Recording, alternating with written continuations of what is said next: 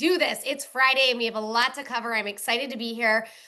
Many of you are returning from our prior webinar series, but for those of you joining in for the first time, my name is Emily Silver. I am one of the founders at NAPS. My background is I was a former labor and delivery nurse for most of my career, and then I went on to become a family nurse practitioner. I'm also an IBCLC, and I'm a mom to three girls who are 10, 8, and 3. And I think that that's important to know about me.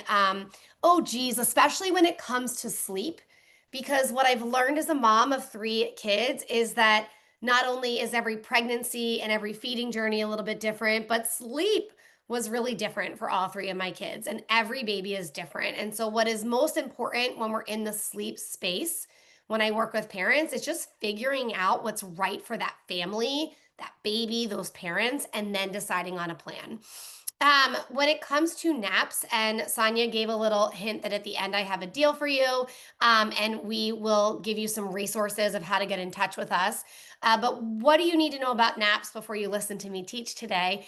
Our entire team is all medical professionals, either registered nurses or nurse practitioners. So when we're teaching a class or running a support group, or if you do check out our online membership, which we're going to tell you about today, everyone that you will interact with is a team of medical professionals. So we're always going to show up and talk to you about risk and benefit, weighing pros and cons, and your options in parenting. What do we know through research? What do we not know? That way you can sort of navigate your parenting decisions yourself and make choices that feel really good for you and your family versus someone just telling you what to do and not telling you why. So we're always going to come at you from a medical perspective. Plus, we're parents just like you. So some real life mom advice will be thrown in from me. And we just want to make you feel supported and not judged in this parenting journey. So we're going to talk about sleep. Now, as we get into our feeding and sleep schedules for newborns, I want to preface that when I'm thinking about a newborn, my brain is thinking about a baby that's about 0 to 16 weeks. And I'll explain this as we go on why. So if you're here and you're expecting a baby or home with a newborn, this content is really great for those early months home with your newborn. Around 16 weeks, so like 12 to 16 weeks, babies do change developmentally. And I'll talk about that as we go and give you a little bit of information on that. But these early weeks and months, we're very much taking care of a newborn when it comes for feeding and sleep and feeding and sleep. And so I want to give you, a lot of people will tell you, oh, good luck surviving, and whoo, you'll never sleep again. Or, you're just going to be feeding all the time and there's no schedule, right? And so I want to like break that down and actually just give you helpful tips and tools that can make a difference with a newborn for you and for your family, that really I want you to all try as soon as you can, especially if you're home with a newborn. So let's start with that babies are born nocturnal. Okay. Right before I came onto this call, I was teaching one of our membership groups of all pregnant women.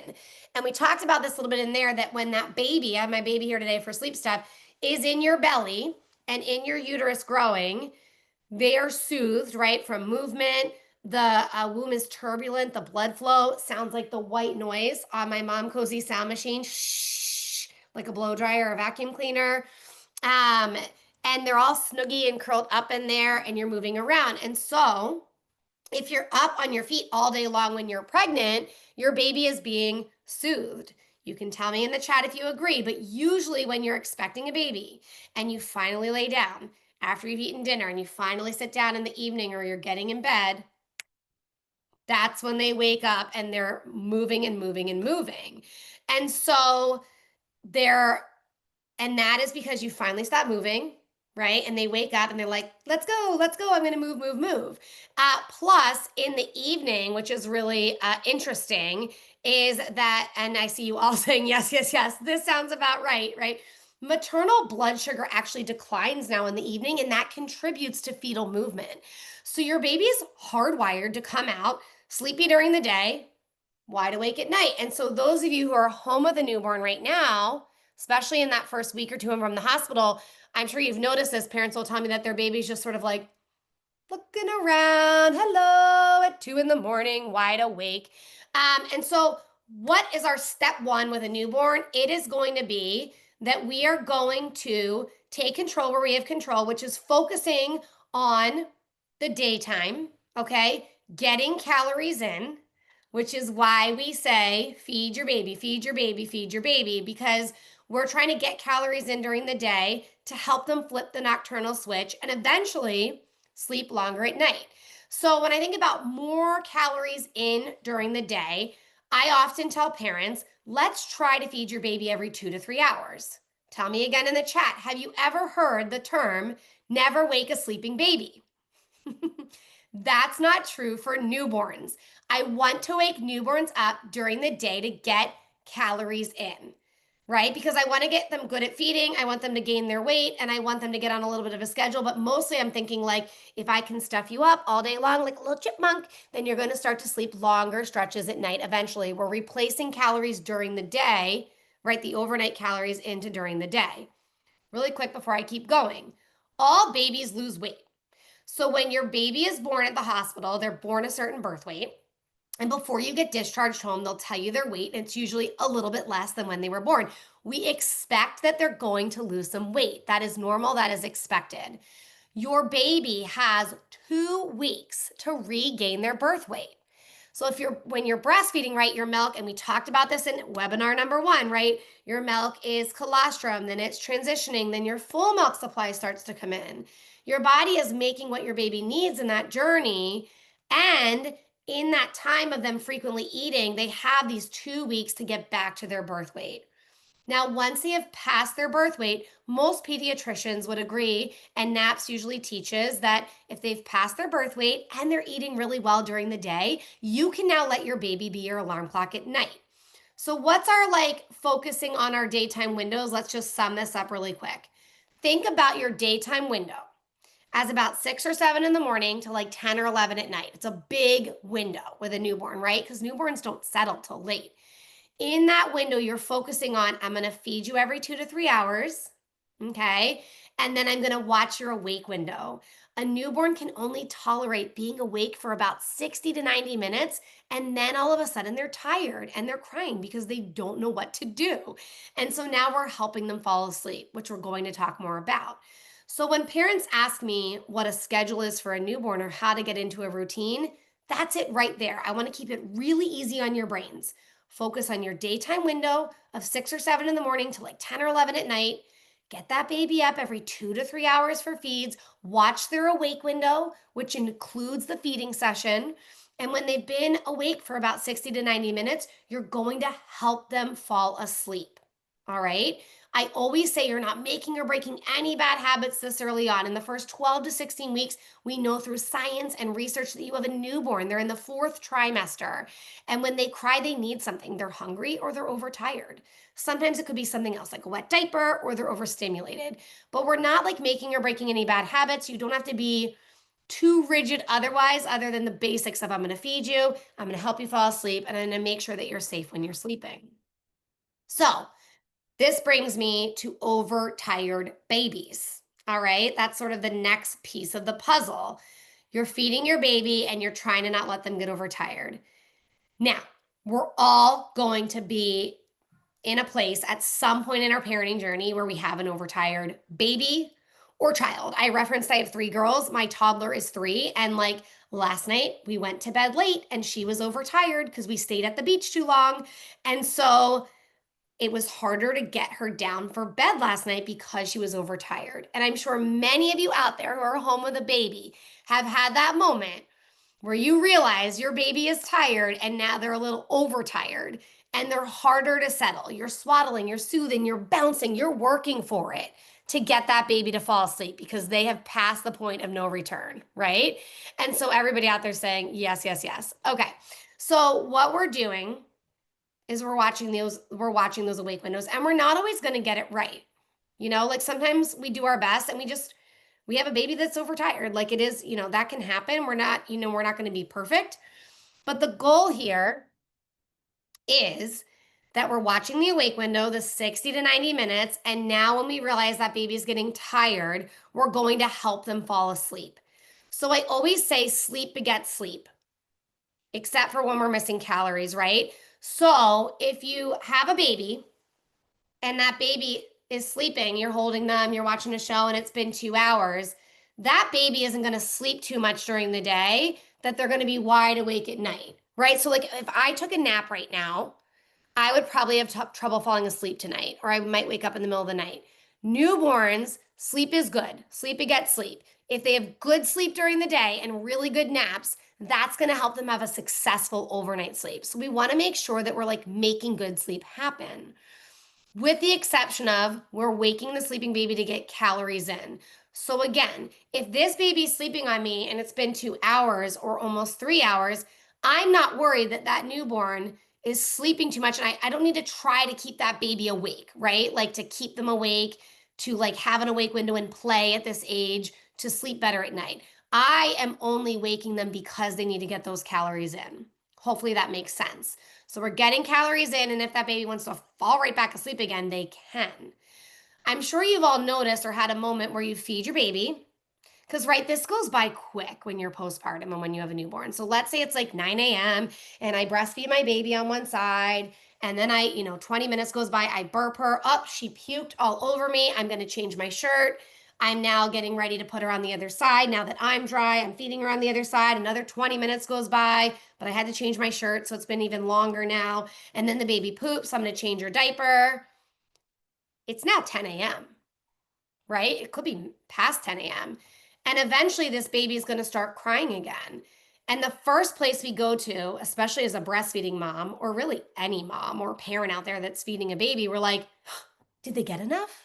Why are they crying? Are they still hungry? Am I not making enough? Did they get enough? And we talked about in the other webinar how to know they're getting enough. But ask yourself, wait a second, you had a good feed. It's been about an hour and now you're tired. So I'm going to try to get you to sleep first. Okay. So now we're going to swaddle and soothe that baby. And I say in here, sleep is on you, meaning it's your job. If you lay a newborn down, right, 2 weeks old, 4 weeks old, even 8 weeks old in their bassinet, awake and they're tired, they might put themselves to sleep, and that's great if they do, but many babies will cry because they're tired and they don't know what to do. So that's where this soothing piece really comes in. So if I'm just going to back up here a minute, I have a baby here that's in a swaddle, okay? So my swaddle has recreated the coziness of your womb for this 4th trimester baby. Again, my newborn, 0 to 16 weeks, right? I'm recreating the womb for them. I'm making them cozy and feeling secure. Babies have a startle reflex. It's a normal newborn reflex where they throw themselves. So if I get them nice and cozy with me, I'm going to swaddle them. Okay. And then we can swing them. Okay. Or you can bounce on a birthing ball if you still have your birthing ball. They like repetitive movement. We can shush them, or if it's nighttime and I'm near my bassinet, I have them swaddled, I can swing them, I can turn up my white noise, and I have my white noise going to recreate some of that comfort of the womb. So we're swaddling, swinging, shushing, or white noise. They love being held on their side. So when we put them down to sleep, we're putting them on their back to sleep. But when I'm holding a baby, quite frankly, when I go in as a nurse and hold babies, I'm holding them just like this, as you can see me now on the camera, kind of on their side. They like that feeling. It mimics the womb.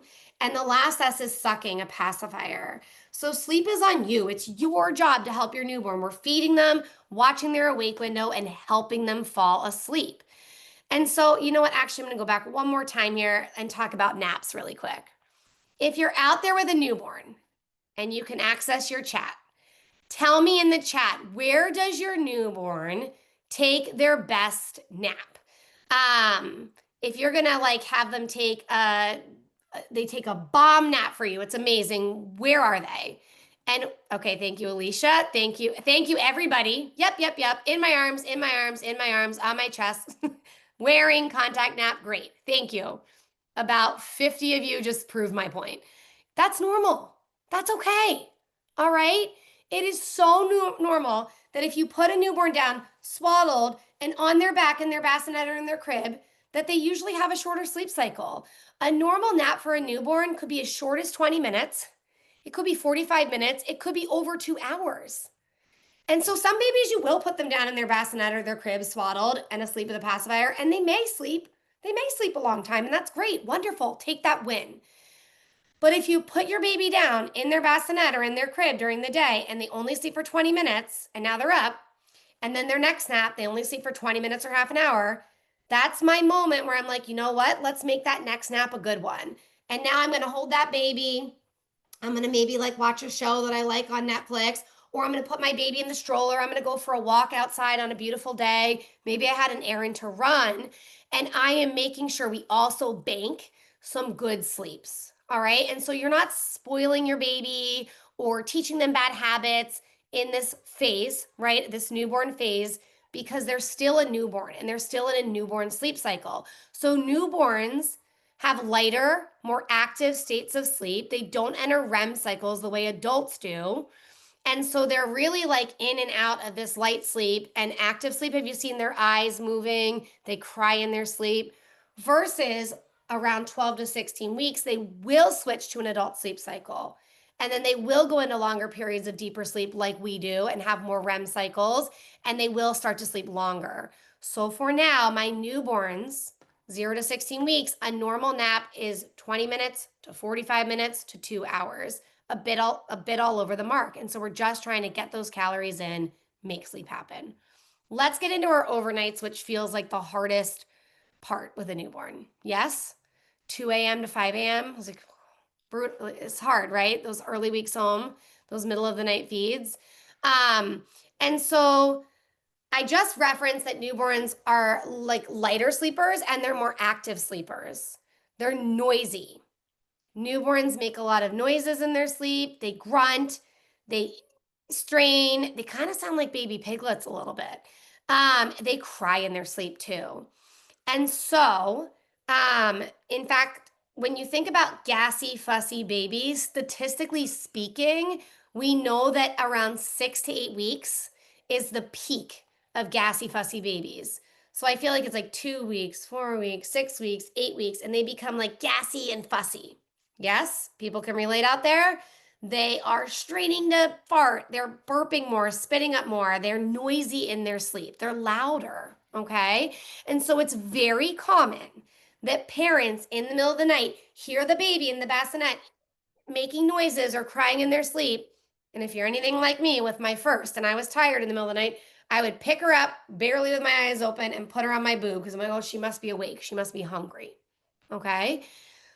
So, step one, if you're home with a newborn, starting tonight, in the middle of the night, when you hear your baby making noises or grunting or crying, I want you to look at them before you touch them and ask yourself, are their eyes open? If your baby's eyes are open, they are awake and they are crying and they need something, like they're awake because they're hungry, or maybe they have a wet diaper, whatever it is, their eyes are open and they're crying, they need something. Versus if you look at your babies tonight and they are making noises in their sleep or even crying or grunting and their eyes are shut, they're sleeping. So start to ask yourself, are you responding to your newborn in the middle of the night because you think they're awake or you think they're uncomfortable because they're noisy? Are you looking at them and you know they're not really awake, but you're like, but I'm awake now and maybe they'll be up soon, so I'm just going to feed them because I'm already up, right? But now you're picking up a baby that's actually sleeping, that doesn't need or want calories, and feeding them. So it's like, hey, let's eat in the middle of the night, even though you didn't want to. And if you have a gassy, fussy baby or a kiddo out there with reflux that's spitting up, you're actually feeding them when they're not ready to eat. And so that can contribute to gassy, fussy babies or spit up or reflux. So I would ask yourself that. If you find tonight that you are like, all right, I'm going to do what Emily said, and you lean over that bassinet at 1 a.m. and your baby is making noises or crying in their sleep, but their eyes are shut, and you're like, oh my God, okay, Emily was right. They're sleeping, but they're waking you up. That's why I love a sound machine. I want you to get your sound machine, turn it up, turn it up a little bit. Because I promise you, when your baby is actually hungry and crying, you will hear them. So maybe this sound machine can muffle out some of that noise. Now, when you're postpartum and whether you're breastfeeding or not, you're just circulating all these hormones and you're very sensitive to your baby's noise. So sometimes parents will come to me and the mom or the birthing mother will say, I hear everything. Like I'm looking at the baby, I see that they're not awake, but I could hear a pin drop in the middle of the night. But their partner doesn't wake up to those noises. And so, if that's the case, if you're waking up frequently at night, but your baby is sleeping, could you move the bassinet a little bit away from your bed and turn the white noise up? Could you move the bassinet to your partner's side of the bed? I heard everything in the middle of the night, everything when I was breastfeeding my three girls. And I would wake up and they were sleeping. I ended up putting the bassinet on my husband's side of the bed because he would sleep through all the little grunty noises. And then I would wake up when I would hear, when they would open their eyes and cry, I would go get them and pick them up and feed them. So just ask yourself, are you responding to your baby when you shouldn't be? That's step 2. So we're getting calories in and watching awake windows. We're seeing if their eyes are open. And now let's talk about decreasing stimulation. So, in our first class of the series, we talked about breastfeeding, establishing milk supply, and you are feeding those babies frequently, right? Like really on demand, especially as you're learning to feed. And so it feels like you're just kind of all over the place in those early weeks because you're learning how to feed, you're learning your baby's cues, they're regaining their birth weight, they're nocturnal at night. All right. As we get a little bit further out, for this example, let's just talk about let's say we're 6 weeks out. Just giving you a number to help your brains here. Like we're 6 weeks out now. So we know how when to feed our baby. Feeding's gotten a little bit better. They're not as nocturnal at night anymore. You're getting into your groove of I'm feeding you, I'm watching your awake window, I'm making sure you're not getting overtired. And so now let's talk about decreasing stimulation at night. So early on with a newborn, I would guess, because this is what I did and what everyone that I work with at NAPS does, is when it's time to feed the baby in the middle of the night, we put a little light on. Maybe we turn our light on our nightstand. We unswaddle the baby. And if there's Velcro, it's like, shh, shh, we get them up. We change their diaper because we're trying to wake them up to feed them. And we feed them, right? And so now there's a lot of stimulation. So they're like, and when they make eye contact with you, they're like, oh my gosh, it's you. Hi, right? Like they're up. So let's flip it now at 6 weeks and beyond because we're better at feeding and they're getting older. And let's say when you wake up in the middle of the night for your first feed of the night, okay? So maybe that's 1 a.m. I'm going to pick that baby up in their swaddle in the dark, which is why, again, I like this sound machine because you can lower on the side the volume and you can lower and up the lights. So let's keep a nice, and you can change the light. It's on rainbow right now because my 3-year-old likes rainbow, but there's all different colors. And so you can put like a nice soft color on this, but you can turn that down so it's enough light that you can see to breastfeed and see to bottle feed your baby or whatever you're doing. But you're still having the white noise going. And right, let's keep going on this because I know everyone's thinking, wait a second, Emily's not unswaddling that baby. She's picking that baby up at 1 a.m. in their swaddle in the dark and breastfeeding them. What about the diaper? Okay. As your baby gets older, their gut develops and poops not only slow down, but they stop pooping overnight. Your baby will pee overnight, though. All babies will go on to sleep through the night and they'll wear a diaper. And so at 1 a.m, when I pick this baby up and feed this baby, I am going to leave them swaddled. I am going to leave them in the dark and barely look at them, and I'm going to breastfeed them. And if I don't smell or hear a poop, it's a pee, and I'm going to feed them and put them right back down again. This is life-changing for parents because it has saved you a few steps in the process. And then all of a sudden, because I'm feeding the baby and I haven't unpackaged them and I haven't unwrapped them and changed their diaper and it's dark, they take in exactly what they need and they fall back asleep, and you have done less steps and you can put them right back down and fall right back to sleep. And it feels like you've gained hours back in the night. Okay. Now, let's say you're less than 6 weeks and you're like, my baby isn't ready to skip a diaper change. For that instance, I would get your baby up and breastfeed them or bottle feed them half the bottle. Then I would change their diaper, re-swaddle them, and move them to the other side or finish the bottle so that they're packaged for the final part of the feed to help them get back into a sleepier state. Okay? If you hear a smell of poop, change it, re-swaddle, get it dark again, feed them and try to get them back to sleep again. All right, so could you ask yourself, could you decrease stimulation? They sell overnight diapers. You can buy overnight diapers on Amazon or at Target that are for overnight, and they have extra padding in them. You can go up a size on your diaper and it functions as an overnight diaper. You can double diaper your baby if they're a big peer at night, but they're not waking up for that because they're hungry, but they're peeing a lot. So there's different little tips and tricks that you can do for this. Now, let's say I have looked at my baby and their eyes are open or they're crying in their sleep and I feel like they're about to wake up and I'm trying to decide like should I feed them or not. Um Now we can start practicing, are they really ready to eat? Okay. And I don't want to do this too long because, by the way, it's normal for a baby it's normal for a newborn to eat at night. I'm not suggesting we don't feed them all night, but there's probably a lot of occasions where you might be feeding them and they're not hungry, right? So that's what we're trying to tease out here. So let's say my baby's in the bassinet sleeping next to me, and I look around 1 in the morning and their eyes are shut. So I'm like, oh, okay, I'm going to leave them alone. 20 minutes later, they're actually starting to open their eyes or they're crying a little bit more, and you're like, ooh, I feel like they're going to wake up. Could you just simply wait a few minutes to see, are they actually going to wake up? Are they really ready to eat?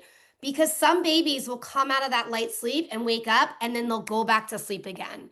So before you just jump and feed them, just wait a few minutes. Would they fall back asleep? Can you put pressure on their chest? Babies love pressure on the chest. So I'll come over the bassinet and I'll put my hand on their chest and I'll go shh. Turn the white noise up on my sound machine right there. Shh. If they're using a pacifier, I can put a pacifier in and go shh. And some babies will fall back to sleep or connect the sleep cycle or go back to sleep. And you'll think to yourself, oh, they needed to be soothed. They weren't actually hungry. And then if they're up 20 minutes later, an hour later, you just pick them up and feed them, right? It's a newborn. They're going to eat at some point overnight. But this is helping your brain tease out, are they really awake? And if they are they awake because they are hungry, or are they awake because they're trying to fall back asleep and they need my help? So if I'm doing some soothing with this baby and they're not soothing or going back to sleep within a few minutes, I'm just going to feed them. Okay.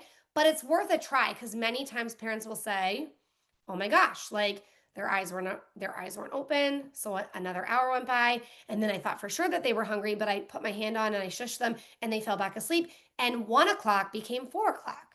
And now we're down to one feed overnight instead of two. Okay. Not every baby, but some babies will do this.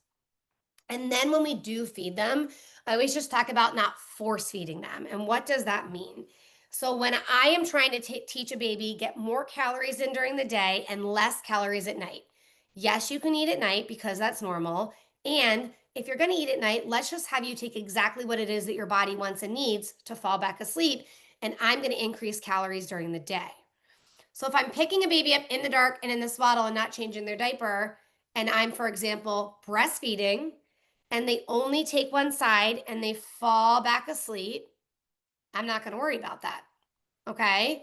Or if I've made them a bottle and they only drink half of it or 3/4 of it and they fall back asleep, I'm going to leave that alone because they've taken in exactly what they needed and fallen back asleep. And if they want to self decrease their calories overnight, let's let them do it, right? Let them have exactly what they needed. Force feeding is what I did with my first baby. I would get her up and I would breastfeed her. She'd fall asleep and I should have just put her back down again because she also had reflux. So I probably was making it worse. But I would be like, you know what? Her name was Grace. You know what? We're up, Grace. It's 1. I want to get you fed. Like, I want you to take both sides so that we can all go back to sleep. And maybe you'll sleep longer if I can get you to take both sides right now. So I was like waking her up to try to get her to take the other side. Or if you're bottle feeding, parents will be like, I made this bottle, try to finish it. And so they start blowing on them or waking them up to finish the bottle. And now we're not only having them taking calories that they weren't looking for, but we're literally waking them up. So if your baby is only eating for a short amount of time or just one side or not finishing their bottle, just put them back to sleep. No problem.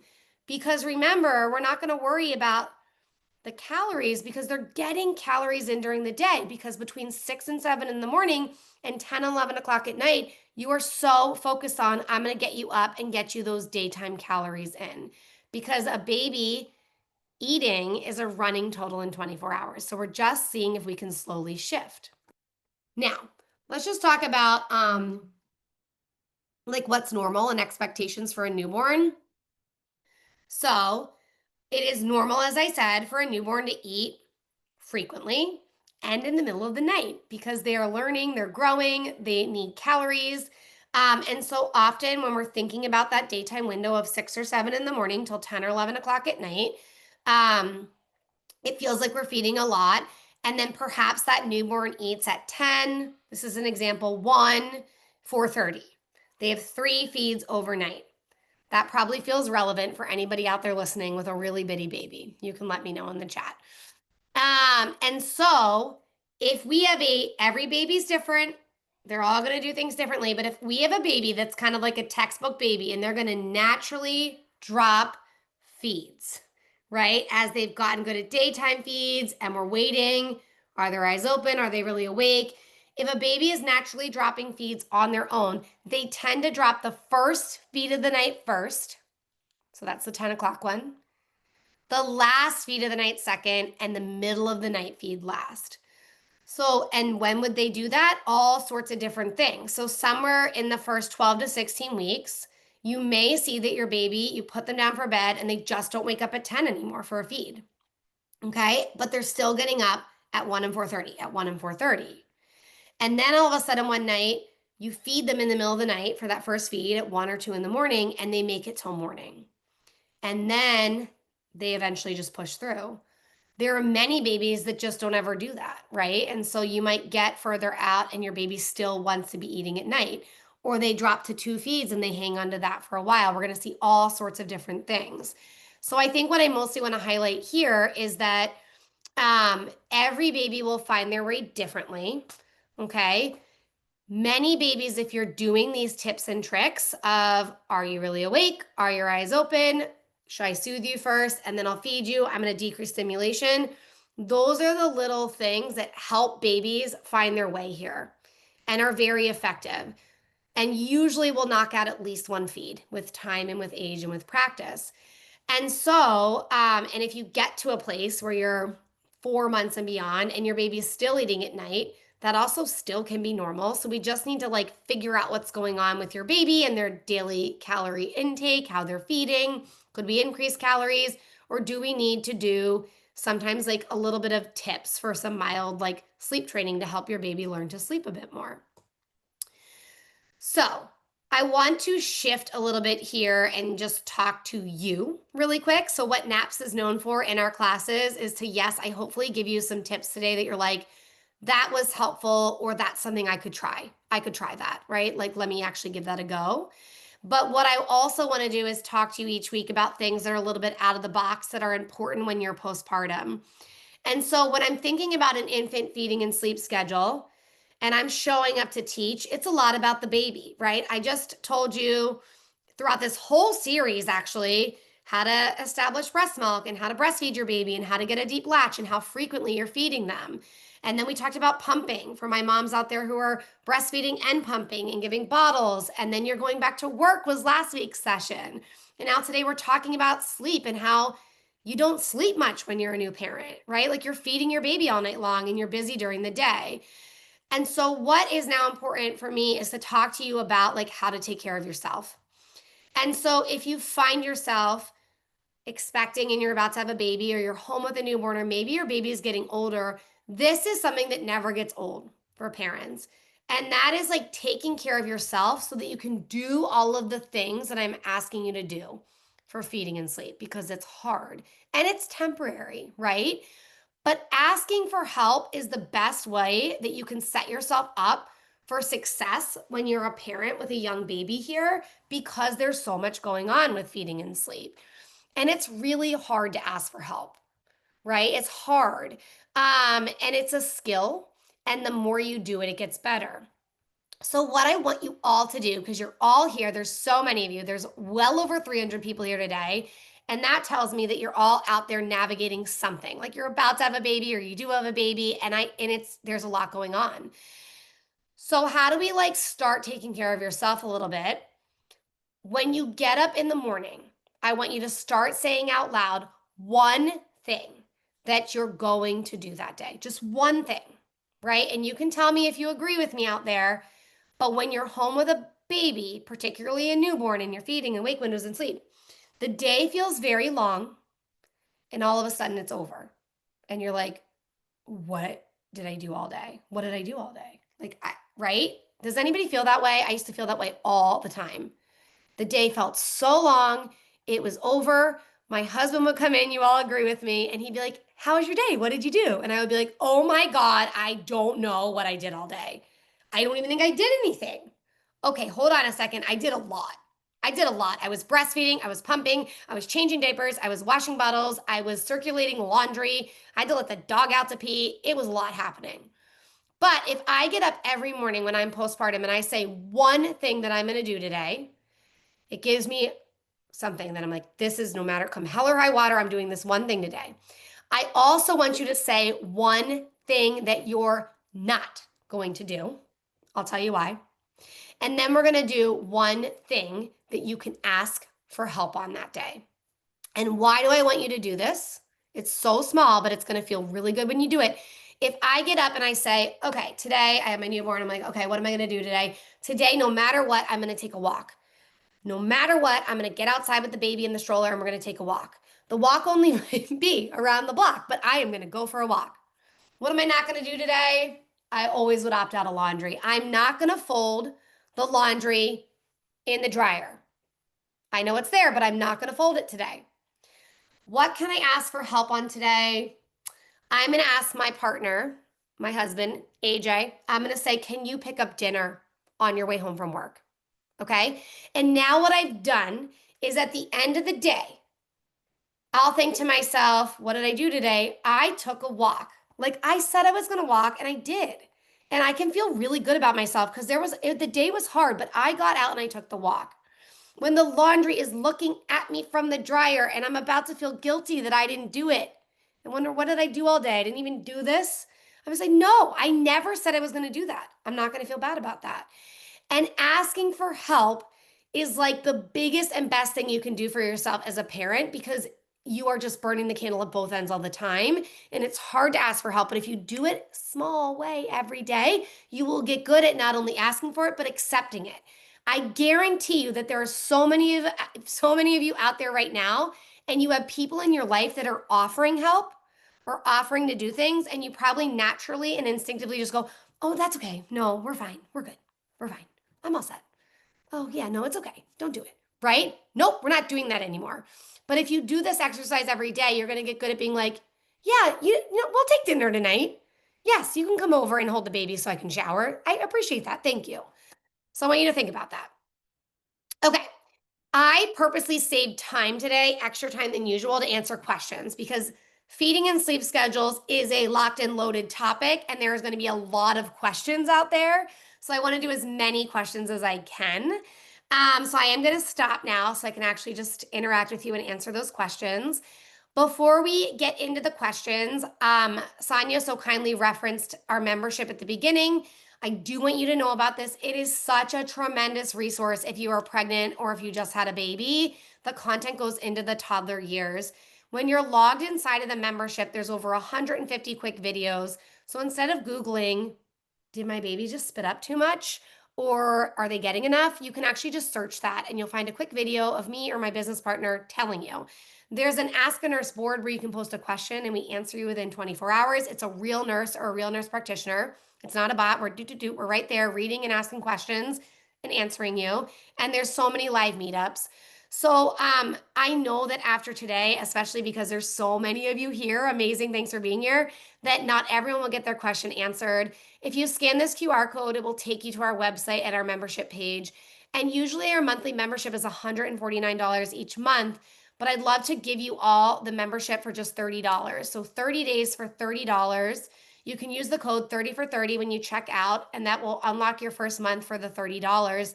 And once you log in, you'll see the Ask a Nurse board. You can come on the board and say, hey, Em, I was at your webinar today on sleep, and this is my question, and we can talk. And let's make you a feeding or a sleep plan. There's new mom support groups. There's a birth prep webinar coming up soon. There's a ton of other things when you unlock the month membership that you'll all of a sudden have access to.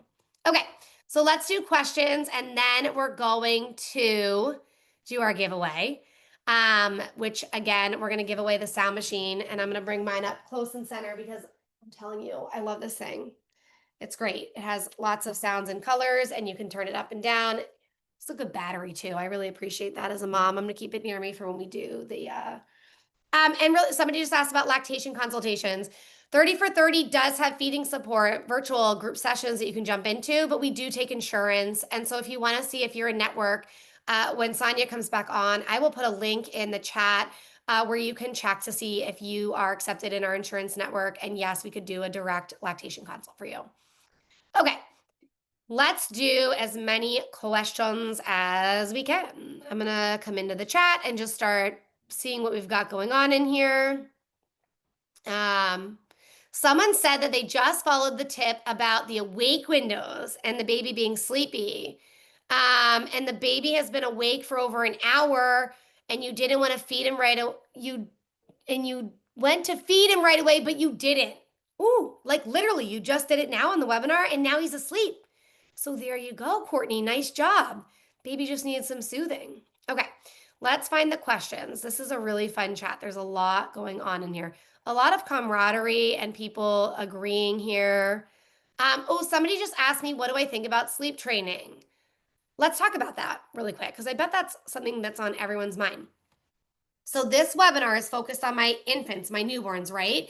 I really bucket them as 0 to 16 weeks because that is a time where a baby just has so many needs. Like they need they need to be fed frequently. We're watching their wake windows, we're helping them sleep, and naps are kind of all over the place. They're still feeding at night. We do know through research that at about 12 to 16 weeks, babies change. They switch from a newborn sleep cycle to an adult sleep cycle. What does that mean? They now have the ability to self-soothe a little bit. If they were crying a little bit, you could just wait. Would they put themselves back to sleep? They might find their pacifier or their fingers and soothe themselves. They start to sleep longer stretches. They connect sleep cycles and their naps start to get longer. So when I get past my 4-month marker, naps now might be 45 minutes to 2 hours. Awake windows are getting bigger, maybe 1 to 2 hours. Bedtime is getting earlier at that age. 12 to 16 weeks, they're going to bed earlier now, somewhere between 6 and 8 p.m. And so, what do I think about sleep training? What I think is there's a lot of ways to teach your baby to sleep. If you Google this, it's a hot topic. And when it comes to sleep training, it's not bad or wrong if you want to sleep train your baby. It's not bad or wrong if you don't want to. Many babies will drop feeds and naturally back their bedtime down and just sleep through the night. And many babies on this call will not do that. They will love eating at night and they will just keep doing it, right? And so there's different ways to sleep train. And so if you're thinking about sleep training and you're looking for the sweet spot, we actually don't have an age where we say, yes, this is the best age to do it based on research. In fact, a survey of parents that did sleep training, some did it as early as 9 weeks. A lot of people were in the 4 to 6 month zone. Some people never did it. 4 to 6 months is a very common thing that you'll hear people say, that you can sleep train at 4 to 6 months. And I think that really comes from the place of that we know that they've probably switched to the newborn to adult sleep cycle. Many babies are starting solid foods, so pediatricians are thinking like they do not need to eat at night anymore. So what do I think, to sum it up? Totally up to you what you want to do. If you're going back to work and your baby's still eating a lot at night or up a lot at night, it's not unreasonable to ask for help. And I want you to know that there's different methods of sleep training. And the key here is finding which one is best for you and your family and your baby, so that you can actually like have a plan that you feel good about. Okay, what else is in here? Oh, more sleep training questions. So I'm glad we just did that. Somebody asked, does the awake window include the feeding time? Yes, it does. Even if they doze when they're sleeping, it counts. So again, if I get this baby up at 9 a.m. and I feed her, I burp her, babies like newborns like to take a break between sides. We talked about this in webinar 1 when we're breastfeeding, is it's very normal for a breastfed baby to eat and take a break of up to 30 minutes and then all of a sudden they're hungry again. So again, now my baby was hungry and now it's 9:30. Maybe they doze a little bit, but now they're hungry and I put them back on again. Okay, now I'm at 10 o'clock a.m. I'm in my wake window now. It's 60 to 90 minutes and now I'm gonna help that baby fall asleep. So yes, it does include the feeding time. Somebody asked, how long can newborns go without a feed? I've heard 4 hours max, but some people say 6 hours too. So the way that I think about this is your newborn shouldn't go a long time during the day without feeding, not because it's bad or wrong, but because they will miss calories and they're going to look for those calories somewhere, and it's probably going to be at night. So when you're in a daytime window of 6 or 7 in the morning to like 10 o'clock at night or 10 or 11 at night, I don't want your baby to go 4 or 6 hours because they're going to miss calories and they're going to look for them at night. I'd rather you get that baby up every 2 to 3 hours or even every 3 to 4 hours if that's what's working for your baby. But I want to get calories in. Now, at nighttime, if they have regained their birth weight and if they're eating well and peeing, sleeping well, gaining weight every time you go to the pediatrician, there is no rule, to be very clear on this. So, like if you're Googling this and seeing they can only go 4 hours or 6 hours, they're allowed to sleep as long as they want at night now, as long as they're getting calories in during the day and peeing and gaining weight. So, to answer you clearly, you might feed them at 11 p.m. and your baby might sleep, if you're really lucky, till 5 or 6. And that's great. That's fine. We can do that. So, if you're waking your sleeping baby, I would ask yourself, do you need to be doing that? Let's see. What else do we have? This is an older baby, but let's do an older baby here. We have an older baby that since 5 months old and now she's almost 6 months, if she's touching the bassinet at night, she wakes up and you can't get any sleep at night. How do you fix this? So Macy, this is a baby that needs to go into a crib now. So around 4 months and beyond, your baby's going to get bigger. Their abilities are going to get greater. They're going to get active in their sleep and they try to eventually start rolling. And eventually your baby will be able to roll from back to belly and belly to back. And when they're sleeping in their bassinet, they run out of space. Like this baby needs more real estate. So a baby that's outgrowing their bassinet, they shimmy up and down and you see their head bumping or their arms touching. They're active sleepers, like I said. And so this baby, if they are in an arms-free sleep sack or a Merlin suit or some kind of sleep, I bet your baby's not swaddled anymore, Macy, because of this age, but you can correct me if I'm wrong. I would put them in a crib because it's normal that your baby wants to move and groove in their sleep and you're just being woken up because they don't have enough space to do it. So a crib, and if you don't have a crib, you can put them in a pack and play. Looking at my time here, let's do another question or two.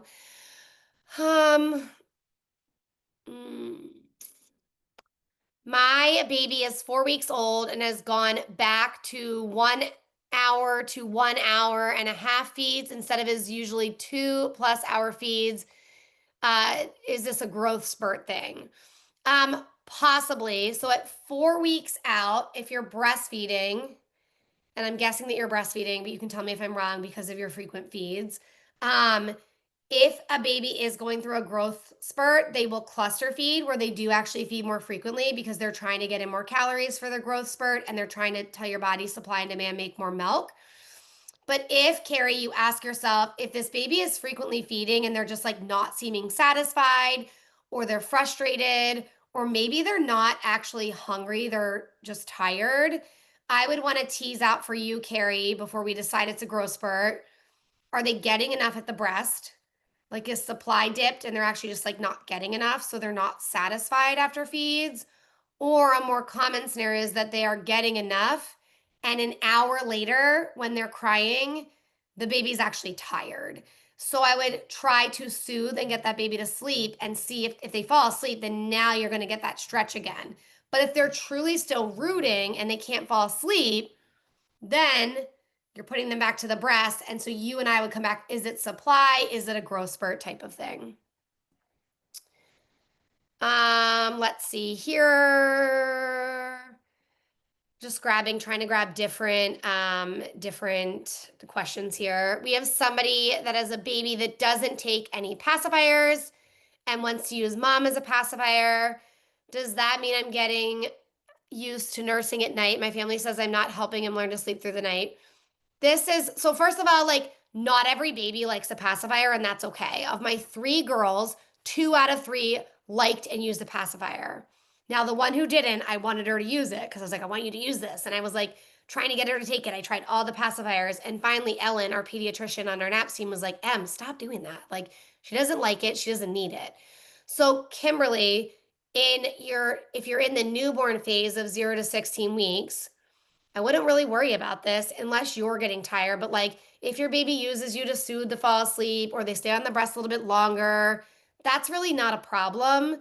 If you're getting further out, like 4 months and beyond, and they only can fall asleep or put themselves back to sleep by soothing on your breast, again, not wrong or bad, but probably not sustainable for you. And at that point, your babies don't have to have a pacifier or like a pacifier to learn to sleep or to learn to soothe themselves. So we can talk about ways you can teach them to soothe that aren't you if it's becoming harder and you're having trouble at night. So hopefully that gives you like something to think about, and then you can come onto the Ask a Nurse board and tell me what you want to do. Tell me how old your baby is, and do you want to drop wean using your breast for soothing? Are you earlier out so it doesn't really matter? We can talk about it. Let's see. Ooh, I love this question. And we're running out of time. Can I do one more question, Sonia? You can tell me if I need to zip it. Let's do one more really quick, and then we're going to do the giveaway. I said, let's So, do one more. Yes. okay, because it's such a good one. And somebody asked, if you're breastfeeding, what can your partner do to help? And I absolutely love this.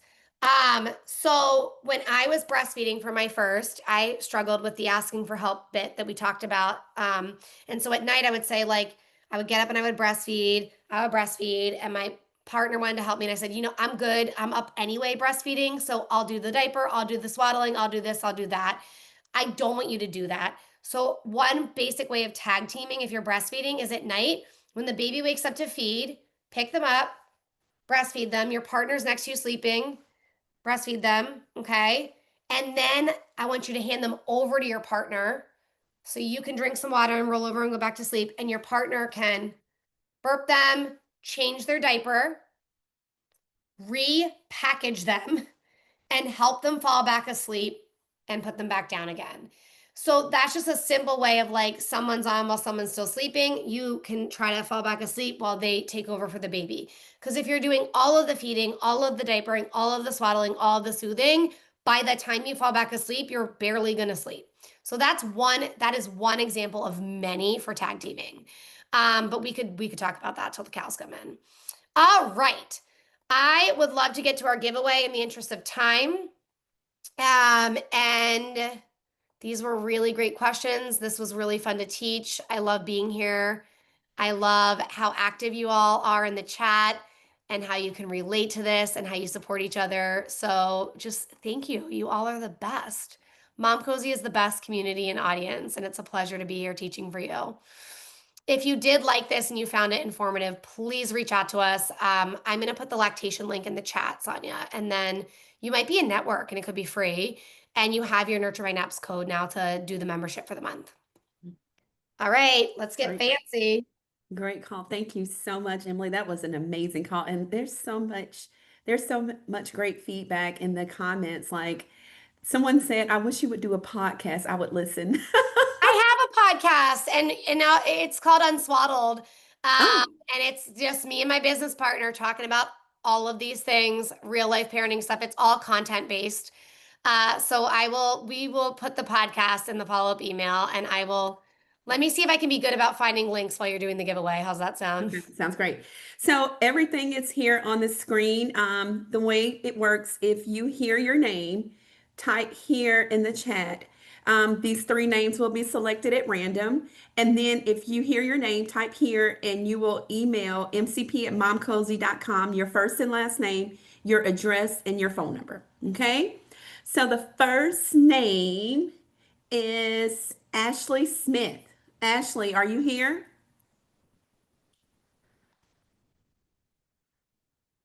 Ashley is here. Okay. The next winner is Kaylee Whittles. Kaylee, are you here?